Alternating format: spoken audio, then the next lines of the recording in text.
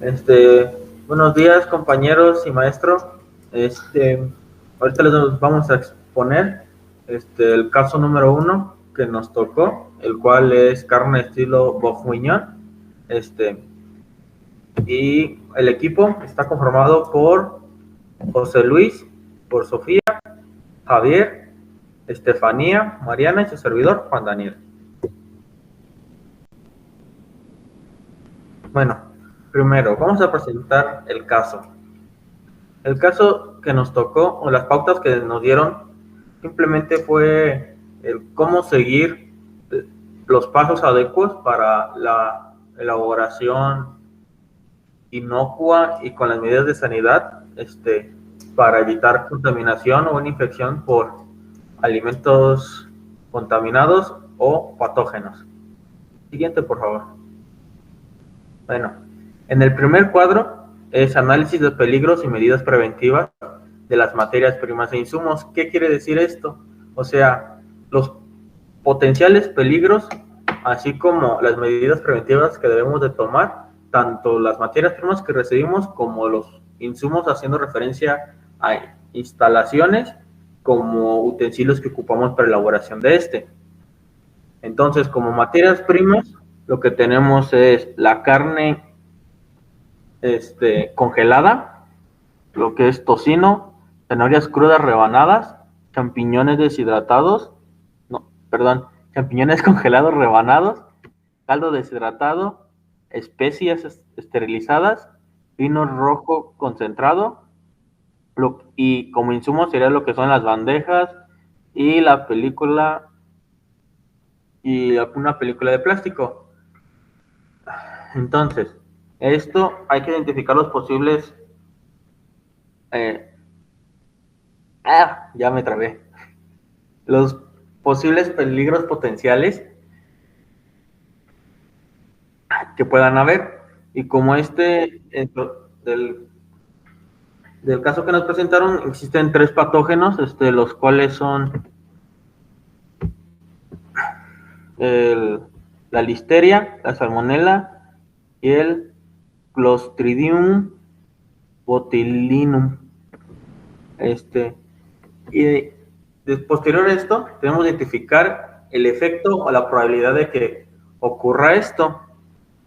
Y para esto nos dan una pauta que debemos seguir, que por ejemplo, cuando se está cociendo la carne, o precociendo mejor dicho, esto se debe mantener a una temperatura de 90 grados por 10 minutos, dado que esto va a eliminar a los patógenos, pero si no se tiene este debido control, se puede haber presencia de estos, así como también debe de tener cuidado en el momento del sellado hermético, dado que si no está en las condiciones adecuadas, puede haber una recontaminación o una contaminación cruzada. ¿Hay peligro potencial significativo a la seguridad del alimento? En teoría no, si se siguen las buenas prácticas de manufactura y las buenas prácticas agrícolas al momento de elegir las materias primas, y así como el posterior tratamiento de estas. Y ya. Siguiente. Ahora, respecto al análisis de peligros y medidas preventivas durante las etapas del proceso, hay que tener una cosa presente, que existe riesgo de posible contaminación en cada una de las etapas del proceso, ya sea por contaminación cruzada, malas e inapropiadas prácticas y manipulación de los ingredientes por parte de los empleados, o bien un inadecuado almacenamiento bajo condiciones poco óptimas para los ingredientes y el alimento. Siguiente, por favor. Respecto al efecto y la probabilidad de ocurrencia del peligro, estas se encuentran oscilando entre alta y moderada, debido a que este alimento va destinado al consumo humano. Por ende, se debe procurar que sea un alimento libre de contaminación y de microorganismos, siendo de esta manera un alimento de calidad e inocuo. Siguiente, por favor.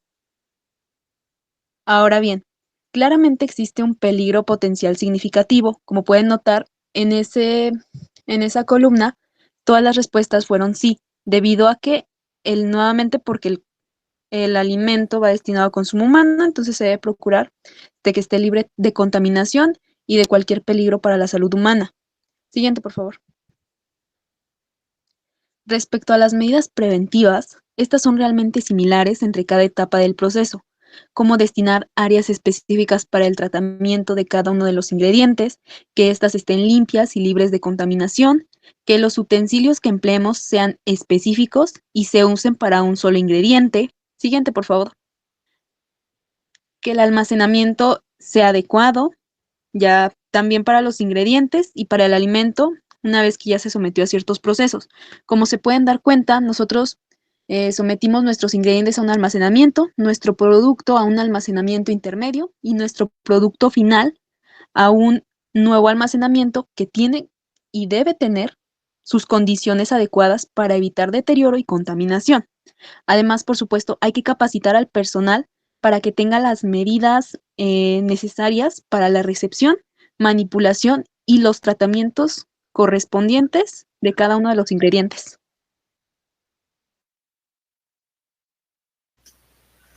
Continuando con el análisis del caso de estudio, es importante abordar la determinación de los puntos críticos de control para definir si una etapa específica de nuestro proceso constituye o no un punto de control crítico. Se requiere la previa identificación de los peligros inherentes a dicha etapa del proceso, como podemos ver en la tabla, ya que se identifican peligros, ya sea de origen químico, biológico o de algún otro tipo de origen. A partir de este punto, se procede a seguir un esquema de 4 preguntas básicas o fundamentales, y dependiendo de si la respuesta es afirmativa o negativa a cada una de esas preguntas, esto nos va a dictar el curso a seguir en el esquema.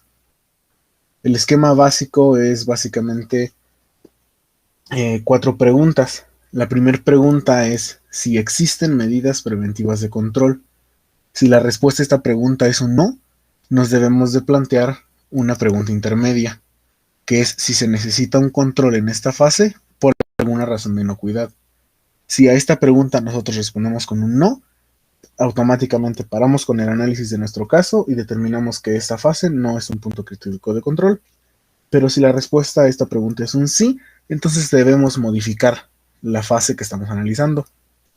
Ahora, si nosotros respondemos que sí a nuestra pregunta principal, eh, avanzamos a nuestra segunda pregunta básica, que es si ha sido la fase específicamente concebida para eliminar o reducir a un nivel aceptable la posible presencia de algún peligro ya identificado.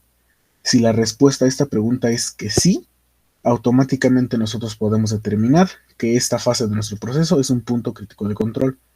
Si nuestra respuesta a esta pregunta es que no, avanzamos con la siguiente pregunta de control, que es si podría producirse una contaminación con peligros identificados que superen a los niveles aceptables o que estos puedan llegar a aumentar posteriormente a un nivel que sea inaceptable.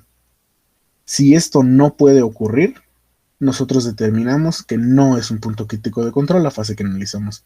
Si la respuesta a esta pregunta es un sí, entonces avanzamos a nuestra última pregunta de control, que es estos peligros que ya identificamos según su origen, ¿se van a reducir o en su defecto eliminar en una fase posterior?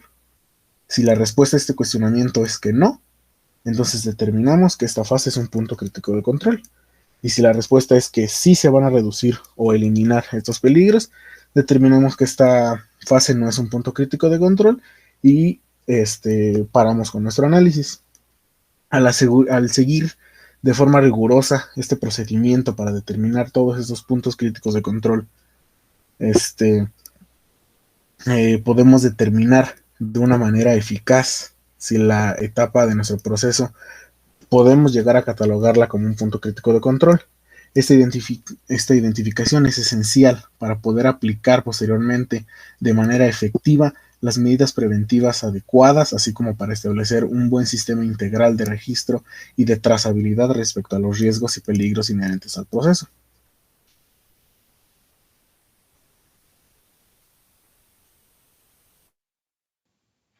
Bueno, a continuación tenemos el análisis de riesgo en instalaciones y materias primas. Se realiza este tipo de análisis para saber si los riesgos son significativos o no, mediante una evaluación de la probabilidad del riesgo y la severidad que tienen estos. Nos basamos en una matriz que pueden ver en la parte superior izquierda y pues la sacamos del manual de inocuidad del Gobierno de México por Soman y Roman del 2016. En sí, la finalidad de esto es poder identificar y evaluar los posibles peligros que pueden afectar la seguridad y la salud de las personas y pues así saber qué impacto tendrán. En este caso podemos ver en los ingredientes que, por ejemplo, en la recepción de materias primas, aquí podría haber una contaminación por mal manejo. Entonces se considera como una probabilidad alta y la consecuencia podría ser mayor, ya que afectaría a los procesos que le siguen y por lo tanto se considera como un nivel de riesgo extremo. Y así sucesivamente con las diferentes etapas del proceso que ya se evaluaron y comentaron anteriormente mis compañeros. Podemos ver que, por ejemplo, en el tratamiento térmico, aquí la consecuencia o el efecto que podría haber sería una contaminación por el mal manejo de las temperaturas al momento de tratar el producto.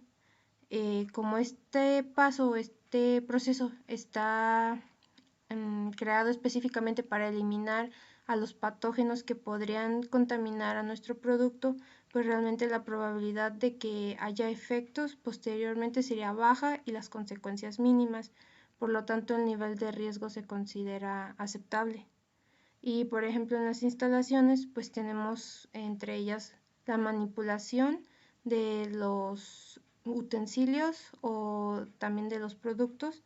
Tenemos la limpieza del área donde se va a estar preparando el producto, el control de plagas, el manejo de residuos, empaquetado, el mantenimiento de aquellos aparatos e instrumentos que se están utilizando, así como la higiene personal y aquellas lesiones que podrían surgir durante el tratamiento y el procesamiento de los productos, así como si se están utilizando temperaturas altas, pues podría haber un riesgo de algún incendio, pero debido a que pues está contemplado que en este proceso no debería de haber como el riesgo de que en sí haya un incendio, pues también se le considera como una probabilidad baja, una consecuencia mínima y por lo tanto el nivel de riesgo sería aceptable.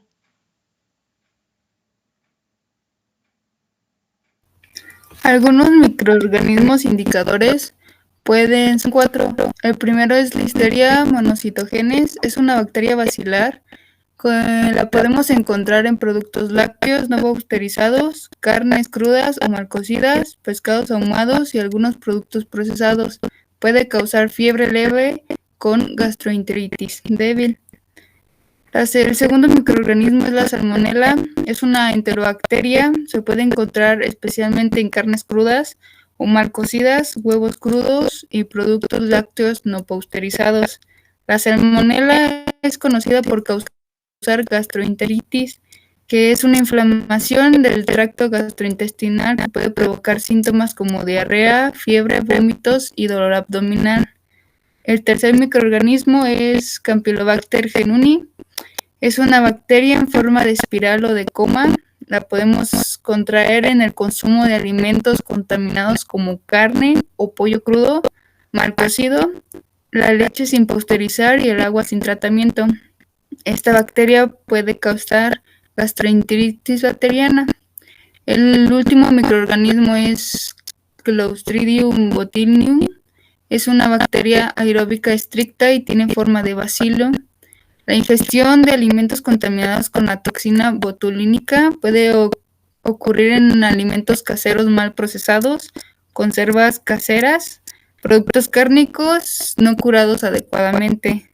La intoxicación por botulismo puede causar debilidad muscular, visión borrosa, dificultad para tragar, habla arrastrada y parálisis. En casos graves puede llevar a la parálisis respiratoria. Bueno, ahora vamos con lo que son las medidas de sanidad para tener un producto inocuo. Y como tal, las normas oficiales para cualquier producto alimenticio se engloban en lo que son 4 normas.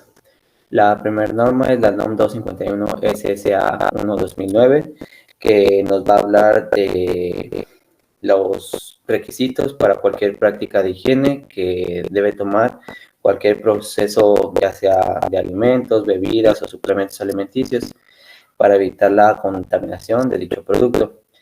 Posterior a este, respecto a que hablamos de un producto cárnico, es la NOM 213 SSA 1-2018, que nos habla de las especificaciones sanitarias que debe cumplir cualquier producto cárnico procesado.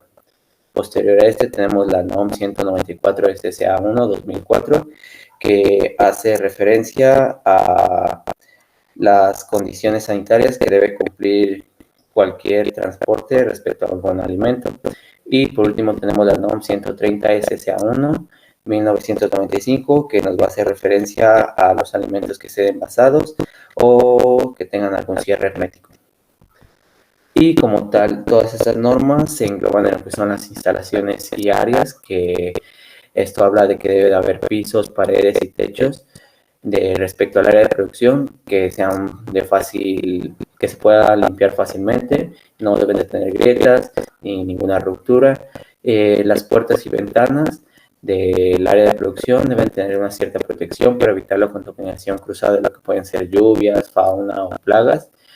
Y posterior a esto, lo que son las tuberías o algún conducto que pase por encima del área de producción debe ser evitado, ya que puede haber una contaminación cruzada. Respecto a lo que son equipos y utensilios, pues como tal, los equipos deben de tener cierta separación entre la pared, el techo y el piso para permitir una correcta limpieza y desinfección. Los equipos o utensilios empleados que se manipulan directamente con lo que son la materia prima debe de ser en superficies lisas y lavables y sin roturas. Posterior a esto, los materiales que se lleguen a utilizar deben de ser fáciles de limpiar y desinfectar. Y así también lo que son los refrigeradores o congeladores deben de tener un cierto termómetro para estar regulando, monitoreando lo que es la temperatura. Respecto a los servicios, debe de haber lo que es una toma de agua potable y una toma de agua no potable. Respecto a lo que son cisternas y tinacos al área de producción, estos deben de estar tapados y solo se abrirán para lo que es mantenimiento, limpieza, desinfección. Y respecto a lo que son los servicios sanitarios, que son los baños, estos deben de estar separados del área de producción con una área considerable para evitar una contaminación cruzada. Dichos baños deben de tener lo que es agua potable o no potable, retrete, lavabo, etcétera. Y la ventilación respecto al área de producción, esta debe de evitar lo que es el calor para evitar la condensación de lo que es un vapor excesivo, y debe de haber también lo que es una correcta iluminación en el área de producción. Y como lo que es el control de operaciones, hay que tener lo que es un sistema HACCP, un monitoreo de la temperatura de refres y congeladores. También debemos de tener un almacenamiento adecuado respecto a la separación del refrigerador de lo que son productos cárnicos, hortalizas, frutas, etc. Respecto al control del material, antes de empezar con la producción del alimento, debe estar clasificado en las distintas materias que se van a utilizar. No se debe utilizar ninguna materia prima que esté vencida. Y solo debemos de tener en el área de trabajo lo que se va a utilizar para evitar alguna contaminación cruzada y no estar distraídos. Y por último, siempre hay que aceptar la materia prima que garantice una inocuidad adecuada. Y bueno, como conclusión, vemos que la evaluación de la elaboración de un alimento con el análisis de HACCP es un proceso que consiste en aplicar los 7 principios de HACCP para identificar, evaluar y controlar los peligros que puedan afectar la inocuidad del producto. Y el objetivo como tal es garantizar que el alimento cumpla con los requisitos legales y expectativas de los consumidores y tener una cierta calidad del producto.